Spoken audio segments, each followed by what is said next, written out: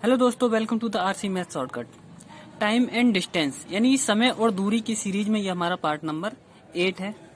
इससे पहले हमने 7 पार्ट पूरे कर लिए हैं। तो देखते हैं इसमें ये क्वेश्चन है हमारा, एक बी से 2 गुना तथा वी सी से 3 गुना तेज दौड़ता है। यदि सी एक निश्चित यात्रा को 1/2 घंटे में पूरी करे तो ए कितने समय में क्या है यात्रा पूरी करेगा। ठीक है ना। यानी कि ये बोल रहा है कि ए वी से 2 गुना तेज तथा वी सी से 3 गुना तेज दौड़ता है। यदि सी एक निश्चित यात्रा को क्या है 1/2 घंटे में पूरी करे तो ए कितने समय में यात्रा पूरी करेगा। तो देखते हैं। तो देखो ये बोल रहा है कि ए वी से 2 गुना तेज दौड़ता है, यानी कि कितने हमारे व्यक्ति, ए है, वी है और सी है, 3 व्यक्ति हैं हमारे पास में। अब बोल रहा है ए है वो वी से 2 गुना तेज दौड़ता है, यानी कि ए 1 की स्पीड से दौड़ रहा है तो ये कितने की स्पीड से दौड़ रहा है, 2 की स्पीड से दौड़ रहा है। ठीक है ना। फिर अगली कंडीशन बोल रहा है वी सी से 3 गुना तेज दौड़ता है, यानी कि सी से 3 गुना तो तेज दौड़ रहा है कौन, बी। तो यदि क्या है सी 1 की स्पीड से दौड़ रहा है तो ये कितने की स्पीड से दौड़ रहा है, 3 की स्पीड से, क्योंकि ये क्या है 3 गुना तेज दौड़ रहा है। ठीक है ना। इनका रेशियो ये आ गया हमारे लिए। ठीक है ना। अब इनका क्या है जो चाल है उसका क्या हम रेशियो बना लेते हैं। ठीक है। तो देखो एक तो यहाँ पे खाली है ये और एक क्या है यहाँ पे खाली है। ठीक है ना। इसे भरने के लिए क्या करते हैं हम बराबर वाले नंबर को लिख लेते हैं। तो कितना है बराबर में 1, यहाँ पे बराबर में कितना है 3। ठीक है। इनकी इंटू कर लो, 1 आ जाएगा ये, 3 एकम 3 आ जाएगा ये। ठीक है ना। और 3 दूनी 6 आ जाएगा। तो इनकी जो स्पीड यानी कि स्पीड का जो रेशियो है ये कितना हो जाएगा, ये आ गया हमारा 6:3:1। ठीक है। लेकिन हमें किसका रेशियो चाहिए, टाइम का रेशियो। ठीक है ना। किसका रेशियो चाहिए, टाइम का। तो टाइम का रेशियो निकालते हैं इसके लिए। ठीक है ना। तो ये क्या होता है इसके डायरेक्टली प्रोपोर्शनल होता है। ठीक है ना। यानी क्या होता है ये डायरेक्टली प्रोपोर्शनल होता है। तो देखते हैं इसके लिए किस तरीके से निकालते हैं हम।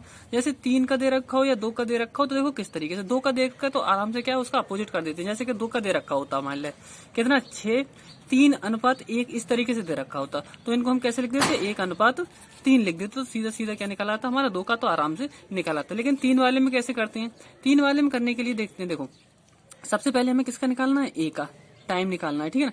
तो ए का टाइम निकालने के लिए क्या करेंगे हम, ये ए है ना, ए 6 है इसका। ठीक है ना। तो ये मतलब ये दोनों ले लो। ठीक है। 3 एकम 3। ठीक है ना। अब दूसरा वाला लेना है किसका, वी का। तो दूसरा नहीं लेना है, ये वाला लेना है 6 एकम 6। ठीक है ना। अब तीसरा लेना है तो तीसरे वाले में क्या ये नहीं लेना है तो क्या है 3×6 18। तो इनका टाइम का रेशियो ये आ गया। ये क्या है कट सकता है तो इसे काट दो, कितने से 3 से डिवाइड हो सकता है, 3 एकम 3, 3 दूनी 6 और 3×6 18। तो इनका टाइम का रेशियो कितना आ गया 1:2:6। हमारे लिए किसका दे रखा है, सी का क्या है टाइम दे रखा है। ठीक है ना। कितना दे रखा है 1/2 घंटे, यानी कि तो कितना हो जाएगा, और यहाँ पे कितना निकल का है हमारा 6।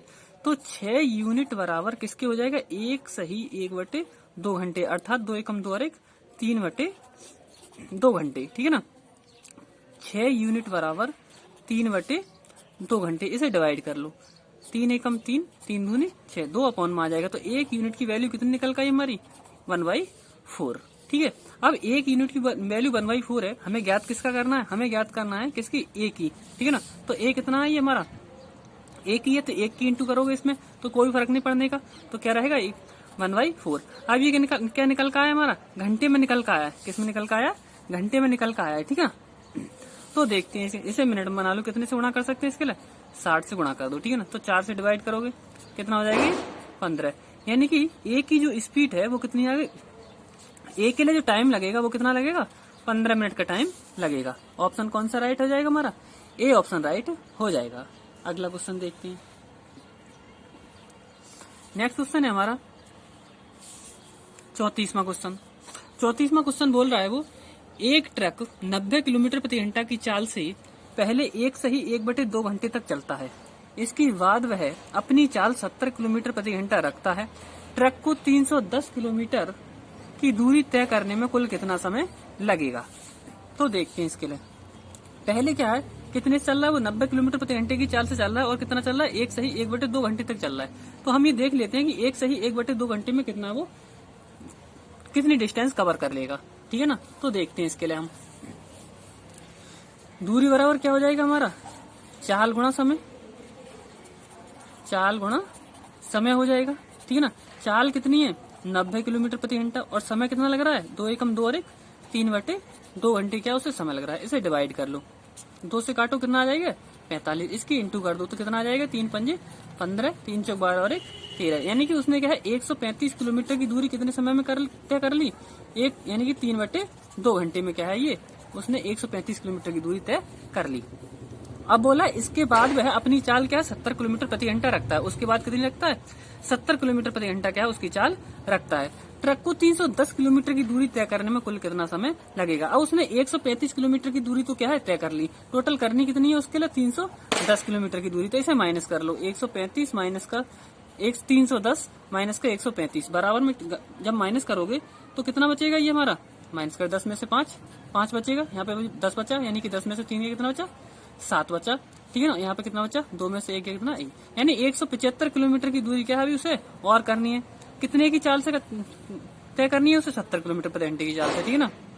तो समय बराबर क्या हो जाएगा दूरी बटे चाल, दूरी कितनी है 175 और चाल कितने से चलेगा वो 70 से। डिवाइड कर लो इसके लिए 7 ढाई 70, इसे डिवाइड करोगे कितना हो जाएगा ये 7 दूनी 14, 3 बच्चा 7 पंजे 35, 10 से डिवाइड करोगे इसके लिए तो कितना हो जाएगा 2.5, यानी कि 2.5 आवर क्या है यहाँ पे लगाएंगे उसके लिए।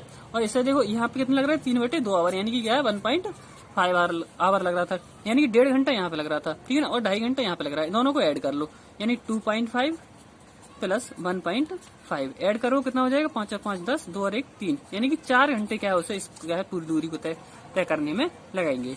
ऑप्शन कौन सा राइट हो जाएगा हमारा, डी ऑप्शन राइट हो जाएगा। अगला क्वेश्चन देखते हैं।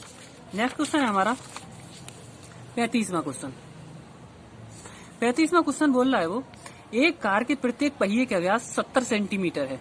यदि प्रत्येक पहिया प्रति मिनट 400 चक्कर लगाता है तो कार की चाल किलोमीटर प्रति घंटा में होगी। तो देखते हैं इसके लिए, देखो इसका जो व्यास दे रखा है पहिए का व्यास कितना दे रखा है 70 सेंटीमीटर दे रखा है, ठीक है ना।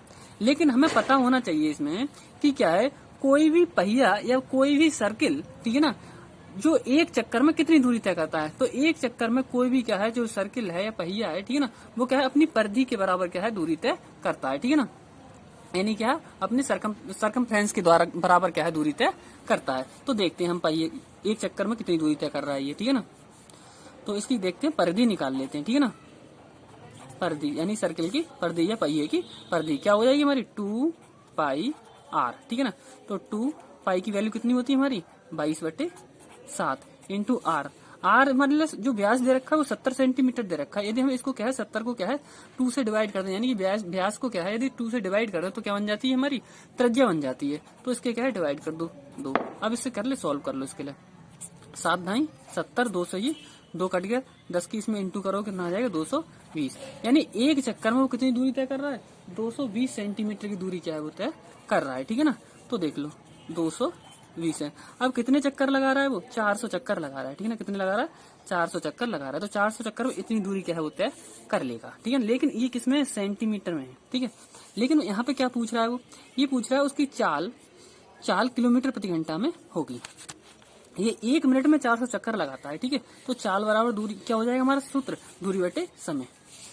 चाल बराबर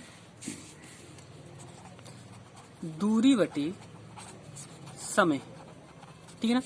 अब दूरी कितनी रहेगी हमारी 220 इंटू 400, ठीक है ना। इस दूरी को कितने समय में कर रहा है 400 चक्कर 1 मिनट में तय कर रहा है, कितने समय में 1 मिनट में, ठीक है ना। अब इस मिनट को घंटे में चेंज करोगे क्या करोगे 60 से भाग करोगे, ये 60 कहाँ पहुंच जाएगा ऊपर पहुंच जाएगा, ठीक है ना, इंटू। लेकिन ये जो दूरी है वो किसमें सेंटीमीटर में है, इसे किलोमीटर में चेंज करने के लिए क्या करोगे हम, देखो पहले क्या है सेंटीमीटर को हम मीटर में चेंज कर रहे हैं तो कितने से भाग करोगे 100 से, ठीक है ना।